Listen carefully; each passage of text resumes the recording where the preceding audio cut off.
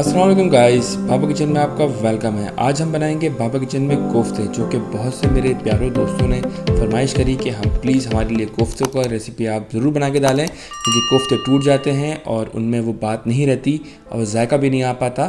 तो कैसे बनेंगे इतने मज़ेदार जूसी टेंडर कोफ्ते, तो फिर देखते हैं। तो सबसे पहले हम इसके बनाने के लिए सबसे पहले हम ले लेंगे कीमा। तकरीबन 1 पाव से ऊपर है हमारा ये बारीक पिसा हुआ कीमा है। इसमें हम 1 चमचा टेबल स्पून जो है वो भुना हुआ बेसन अपना शामिल कर रहे हैं, जो हमने भून लिया है। और 1 चमचा खसखस है जो हमने भिगो के रखी हुई थी, उसको अच्छी तरीके से धोया था, बहुत मिट्टी निकलती है इसमें से। तो इसके बाद फिर हमने उसको सिलबट्टे में पीसा है। तो ये 1 टेबल स्पून के करीब हम इसमें यूज़ करेंगे। इससे बहुत अच्छा फ्लेवर आता है और टेंडर भी हो जाता है, ये बहुत टेंडरनेस आती है।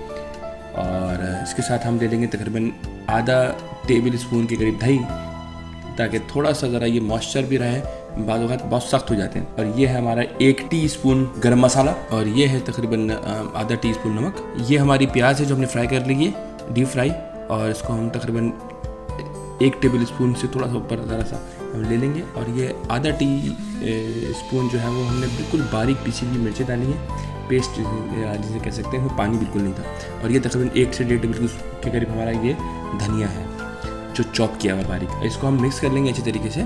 और इसके साथ मैं आपको बताता हूँ अभी हम क्या करेंगे कि हम प्याज बेसिकली ले लेते हैं। ये एक प्याज है, इसको हम इसके अंदर फ्राई पैन में डाल के जो है अच्छी तरीके से इसको खुश करेंगे सब पानी, उसके बाद में कन्वर्ट कर लेंगे इसमें। और अभी मैं आपको दिखाता हूँ करके। इसकी ये देखें, ये हमने बारीक चॉप कर लिया प्याज को, और हम इसको थोड़ा सा पानी खुश कर रहे हैं। ये बहुत ही इंपॉर्टेंट चीज़ है, बहुत ज़्यादा इंपॉर्टेंट है। इससे बेसिकली पानी सारा ड्राई हो जाता है और टूटते नहीं है कबाब। अमूमन आपने देखा होगा कि हमारे कोफ्ते टूट जाते हैं, कबाब टूट जाते हैं। जब आप कच्चे कीमे की कबाब बनाते हैं या कोफ्ते बनाते हैं, उनमें यही प्रॉब्लम होता है कि प्याज बेसिकली लोग पानी साथ डाल देते हैं, जिसकी वजह से वो टूट जाते हैं। ये भी हमने तकरीबन 1 टेबल स्पून के करीब हमने इसमें पिसा हुआ जो है अदरक लहसुन भी डाल दिया, ताकि उसका भी पानी खुश्क हो जाए, ड्राई हो जाए। और अब हम इसको शामिल कर लेंगे इसके अंदर।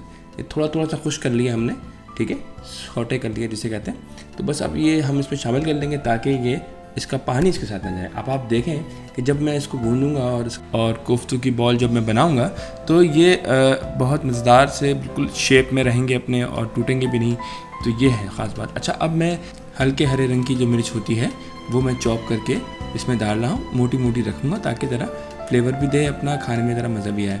ये मिर्च तेज़ नहीं होती है ये। अब इसके बाद हम जो है वो 1 कप दही में भर के 1 टेबल स्पून हम पिसा धनिया डालेंगे, और आधा टीस्पून जो है वो गरम मसाला पाउडर, और 1 टेबल स्पून पिसी लाल मिर्च पाउडर, और तकरीबन 1 टीस्पून से थोड़ा सा कम हम नमक ले लेंगे। और अब हम आधा कप ऑयल लेके इसके अंदर जो है वो हम 5 से 6 इलायची और 5 से 6 हम लौंग ले लेंगे, और उसको तेल में अच्छी तरीके से भून लेंगे, और ताकि इसका फ्लेवर तेल में आ जाए अच्छी तरीके से। फिर हम इसमें शामिल कर लेंगे अपना ये जो दही का जो हमने मिक्सचर तैयार किया है, इसलिए हम उसको शामिल कर लेंगे। हमने आलू काट लिए हैं, स्क्वायर में काटे हैं, ज़रा थोड़ा शेप अच्छा दिया है, मज़ेदार लगता है।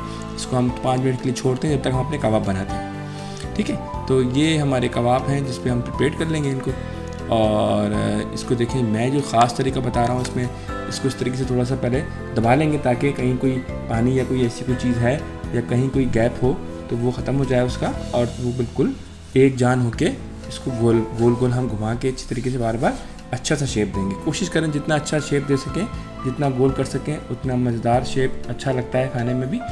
तो इस तरीके से हम उसको गोल कर लिया करेंगे तमाम को। और ये देखें कि बस ये बॉल अच्छी तरीके से गोल होने चाहिए। जितनी अच्छी बॉल्स बनेंगी उतना मज़ेदार लगता है कोफ्ते का सालन। आड़े तिरछे कोफ्ते ज़रा मज़ेदार नहीं लगते। अब देखते हैं, हमारे 5 मिनट हो गए और ये तकरीबन भुन सा गया है हमारा दही और ये सब मिक्सचर। खुशबू बड़ी मज़ेदार सी है इसमें। अब हम प्याज अपनी जो हमने फ्राइड करी हुई थी वो इसमें शामिल कर लेंगे। तकरीबन 1.5 से 2 प्याज हैं ये जो हमने शामिल करी हैं। और अब हम इसको कोफ्तों को डाल के इस तरीके से हिलाएंगे। ये बहुत ख़ास बात है, कोफ्तों को कभी भी हम डाल के चम्मच नहीं चलाते हैं। इसको हमेशा ख्याल रखिएगा, इसको इस तरीके से हम रोल करेंगे ताकि सारा मसाला ऊपर नीचे कोफ्तों के लग जाए, ताकि वो अंदर उसके जूस पहुंच जाए हमारे ग्रेवी का। अब हम ये पानी डालेंगे थोड़ा सा, आधा कप के करीब, और इसको ढक देंगे ताकि अब ये पानी जब डल जाएगा इसके अंदर तो ये जान पकड़ लेगा कोफ्ता, बिल्कुल भी नहीं टूटेगा। 20 मिनट हमारे हो गए हैं अब हम यहाँ पर ऐड करेंगे अपना अदरक लहसुन का पेस्ट जो हम आखिर में ऐड करते हैं। ये मैं बेसिकली बहुत फ्लेवर्ड खानों को रखता हूँ। बाज़ लोगों को अदरक लहसुन बहुत ज़्यादा स्मेल पसंद नहीं होती, तो वो शुरू में भी भून सकते हैं। जब हमने लौंग और इलायची डाली थी वो उस वक्त भी अदरक लहसुन का पेस्ट शामिल कर सकते हैं, लेकिन मैं थोड़े से अपने स्टाइल में रखता हूँ उसको, मुझे पसंद है फ्लेवर इसका। तो अब हम इसको 20 मिनट के लिए छोड़ देंगे और मज़ीद हल्की आंच पे, बहुत लो फ्लेम पे। और अब देखते हैं इसको क्या पोजीशन है इसकी। तो माशाल्लाह रेडी है ये बिल्कुल। तो कैसे लग रहे हैं आपको हमारे ये कोफ्ते? हमें अपने फीडबैक से ज़रूर आगाह करें, बनाएं इनको और हमें बना के बताइए कि आपको ये कोफ्ते कैसे लगे। और हमें दुआओं में याद रखिए, हमारे चैनल को सब्सक्राइब करें, लाइक करें, शेयर करें। जज़ाकल्लाह।